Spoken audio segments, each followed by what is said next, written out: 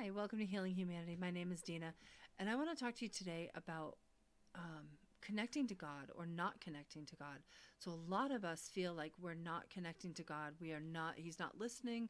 We're not getting any responses. We're not seeing any movement in our life. But in order to connect to God, you have to do certain things, right? You have to pray. You have to believe. You have to trust. You have to want to change yourself and allow his guidance to work in your life. And I talked about that in my last video. But other things that you have to do are to purify your body, to purify the vessel, because God doesn't want to be part of something that is not more pure. Um, and I say that because when my path with God first began, I found out that I was sick and I had a small cancerous thing going on, and I was determined to not have it happen again. So I started to drink alkaline water. I started to learn about fasting, and I fasted lengthy fasts, not longer than 7 days, but water and lemon only. I didn't eat food, and then also I changed my eating habits and I turned completely vegan, and that happened for about 2 years. And during that process, God sort of enlightened me and showed himself to me in ways that I had never expected. And I think it was because I was working with him.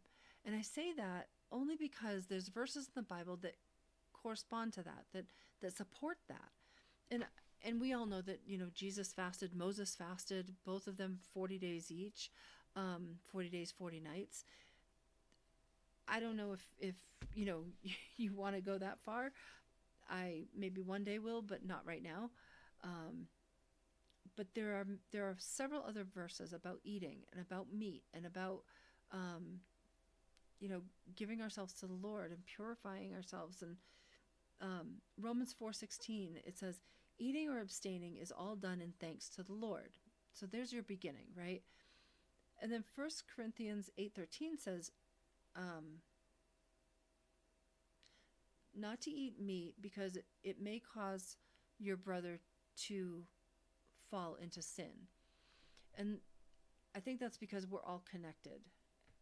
Romans 4:14:2 says, better not eat meat or drink wine that you may cause your brother to fail. Again, we're another piece where we're all connected. We all have there is a spiritual realm, and when we eat meat, we change our body's frequency, which changes how we're connecting to the spiritual realm. Romans 14:21 says, one man's faith allows him to eat anything and everything, but another whose faith is weak eats only vegetables. And I think that one's super key.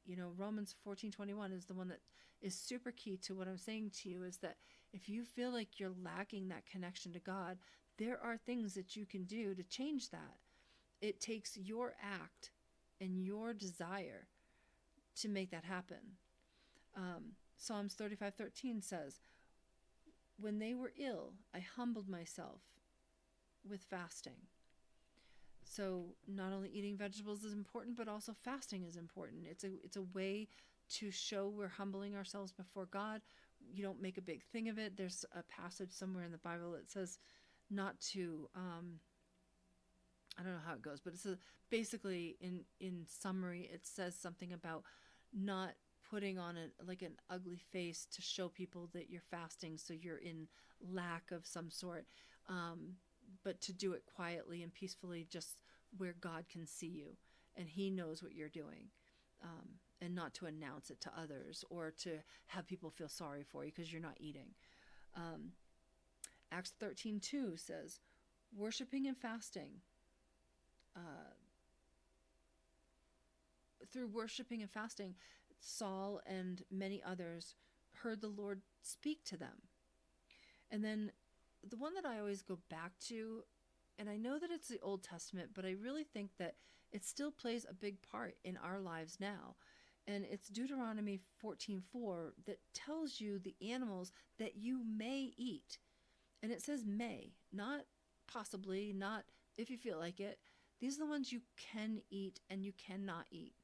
And I think if we pay a lot more attention to what God's plan was from the beginning, you will find that connection back to God. You will find that you will be able to purify your body enough that He will connect with you. So I hope you find that helpful. Like I said, this isn't going to be a long one, but I did want to, it's just been sitting on my heart lately.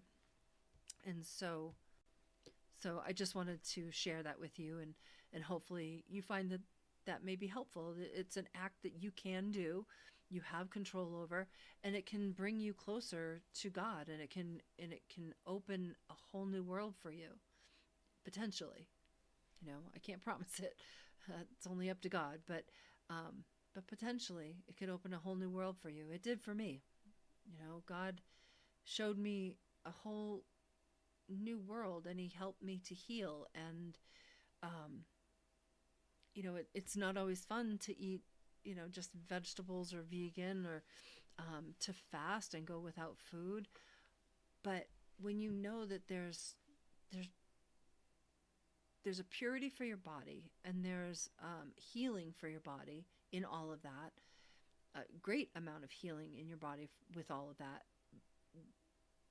but it also heals your spirit, and it heals your soul, and it helps you connect with God. What better way to live your life, right? Maybe you don't have to do it all the time, but on occasion, it would be a great way to recenter yourself with God. So until next time, keep nurturing your body and strengthening your mind, and caring for your soul. Talk to you next time.